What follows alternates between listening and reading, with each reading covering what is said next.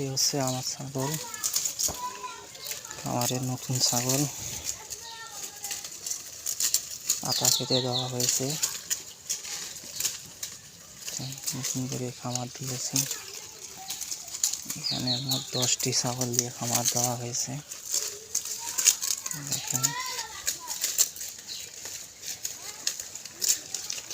নতুন করে খামার ওনাকেই দিতে হয়।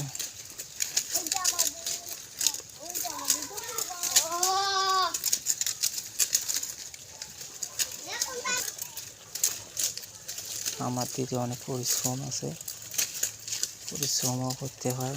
যারা যারা করে পরিশ্রম করতে পারবে তারা খামারও দিতে পারবে। দেখেন কখন ছাগলকে কি খেতে দেওয়া হয়। প্রত্যেক দিন কি একই পাতা খেতে দেওয়া হয় না নতুন নতুন পাতা খেতে দেওয়া হয়।